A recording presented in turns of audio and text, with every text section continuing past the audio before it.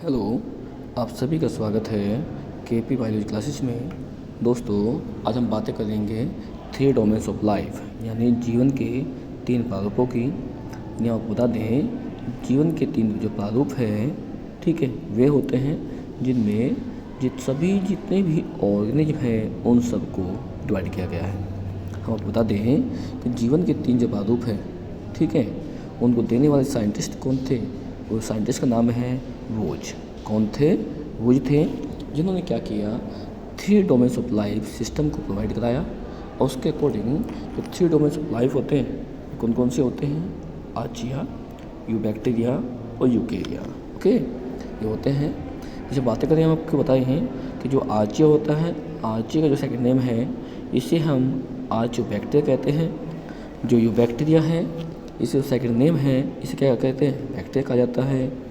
और जो यूकेरिया है, इसका जो सेकंड नेम है, इसे हम यूकेरियोटा कहते हैं। ओके, आज आपको बता दें, आज हम पढ़ने वाले हैं, आज हम इन तीनों डोमेन्स हैं, इन तीनों में क्या डिफरेंस है अकॉर्डिंग टू द स्ट्रक्चर्स या प्रॉपर्टी, वो पढ़ने वाले हैं। पहले बातें करते हैं आवास यानी हैबिटेट की। यदि हम बातें करें आपकी आर्चियो की, तो हम आपको बता दें कि जो आर्चियोबैक्टीरिया होते हैं, ये जो हॉट इन्वायरमेंट होता है, ये वहाँ पाए जाने वाले हैं। जबकि यूबैक्टीरिया जो होते हैं, ये कहाँ मिलते हैं? ये डिफरेंट टाइप के जो इन्वायरमेंट है, हॉट, कोल्ड, ये डिफरेंट टाइप्स के इन्वायरमेंट में पाए जाते हैं। उसी प्रकार से जो यूकेरिया है, ये भी जो डिफरेंट टाइप के जो क्लाइमेट कंडीशन होती है, उन सब में ये भी पाए जाते हैं। ओके, दूसरा नंबर 2 पे चलें। नंबर 2 क्या है? कोशिका संरचना यानी सेलुलर स्ट्रक्चर। तो आप बता दें कि जो आर्चिया है, ये क्या होते हैं? ये आपके प्रोकैरियोटिक ऑर्गेनिज्म होते हैं। जबकि यूबैक्टीरिया है, ये भी आपके प्रोकैरियोटिक जीव हैं यानी ऑर्गेनिज्म होते हैं। लेकिन जो आपके यूकेरिया यानी यूकेरियोटा है, ये जो होते हैं, ये आपके यूकैरियोटिक होते हैं। कैसे होते हैं? यूकैरियोटिक होते हैं। डिफरेंस नंबर 3, कोशिका का आकार यानी साइज ऑफ सेल। हम आपको बता दें कि जो आर्चियोबैक्टीरिया हैं, इनके सेल का जो साइज होता है 0.5 माइक्रोमीटर से लेकर के 0.4 माइक्रोमीटर तक होता है। जबकि जो यूबैक्टीरिया हैं, इनमें जो सेल होती है, उसका साइज 0.5 से लेकर के 4 माइक्रोमीटर तक होता है। इस दोनों में सेम पाया जाता है। लेकिन जो यूकेरिया है, उसमें मिलने वाले जितने भी ऑर्गेनिज्म हैं, उनमें जो साइज होता है, कितना होता है? 5 माइक्रोमीटर तक होता है। कितना होता है? 5 माइक्रोमीटर तक नॉर्मल यानी कि एवरेज साइज होता है। ओके, डिफरेंस नंबर 4 कौन सा है? कोशिका भित्ति यानी सेल वॉल की बात करें, तो आपको बता दें कि जो आर्चिया है, इनमें जो सेल वॉल होती है, वो प्रेजेंट रहती है। लेकिन जो किसकी होती हैं, वो होती है पेप्टाइडोग्लाइकोन का, इसमें जो होता है वो अभाव यानी एब्सेंट होती हैं। इसी प्रकार से जो यूबैक्टीरिया है, इसमें जो सेल वॉल होती है, इसमें सेल वॉल जो पेप्टाइडोग्लाइकोन होता है, वो इसमें प्रेजेंट पाया जाता है। कौन सा पाया जाता है? पेप्टाइडोग्लाइकोन। ओके, लेकिन हम बता दें कि जो यूकेरिया है, जिसमें एनिमल्स आते हैं, उनमें जो ये होती है, उनमें सेल वॉल एब्सेंट होती है। केवल जो प्लांट्स होते हैं, उनमें ये सेलुलोज से बनी हुई सेल वॉल पाई जाती है। कैसे बनी होती है? सेलुलोज से बनी हुई सेल वॉल होती है। ओके, डिफरेंस नंबर 5, लिपिड की उपस्थिति यानी जो हमारे ये थ्री डोमेन्स हैं, इनमें जो लिपिड्स यानी जो वसा होती हैं, वो प्रेजेंट होती हैं या नहीं, वो पढ़ने वाले हैं। तो आपको बता दें कि जो आर्चिया हैं, इनमें जो लिपिड की उपस्थिति है, वो क्या होती है? इसमें आइसोप्रीन प्रेजेंट रहता है, जो कि जो एस्टर बॉन्ड होते हैं, क्या उनसे होते हैं? एस्टर बॉन्ड, उनके द्वारा जुड़ी पाई जाती है। इसी टाइप से जो यूबैक्टीरिया है, उसमें जो फैटी एसिड होती हैं, वो प्रेजेंट रहती हैं। कौन सी रहती हैं? फैटी एसिड प्रेजेंट रहेगी। और साथ ही साथ ये भी एस्टर जो बॉन्ड होता है, उसके द्वारा जुड़ी रहती है। किसके द्वारा जुड़ी रहेगी? एस्टर बॉन्ड के द्वारा। ओके, इसी प्रकार से हम आपको बता दें कि जो यूकेरिया है उसमें मिलने वाले जीव हैं यानी ऑर्गेन होते हैं, उसमें जो फैटी एसिड होती हैं प्रेजेंट रहती हैं, और इसमें भी क्या होता है, इसमें भी एस्टर बंध पाए जाते हैं। यानी ये कह सकते हैं कि यहाँ पर कि जो एस्टर बंध है, एस्टर बंध होते हैं, बॉन्ड होते हैं, वे क्या होते हैं, इसमें पाए जाएंगे। किसमें, आपके यूकेरिया में भी आपके होते हैं, आर्चिया भी होते हैं, और यू बैक्टीरिया भी पाए जाते हैं। Okay, point number next, number 6, protein का संश्लेषण यानी सिंथेसाइज ऑफ प्रोटीन। बातें करें कि जो आपके यूकेरिया हैं, आर्चिया हैं और यू बैक्टीरिया हैं, उनमें जो प्रोटीन की सिचुएशन होती है कैसी होती है।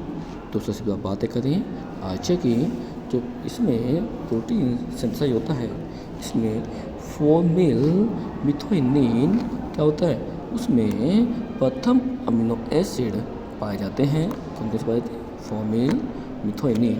ओके, साथ ही साथ ये क्या होता है, इसमें जो एंटीबायोटिक होते हैं, एंटीबायोटिक जो प्रोटीन संश्लेषण होता है वो इनको बात करता है, ये कहते हैं कि इनको इफेक्टिव करता है।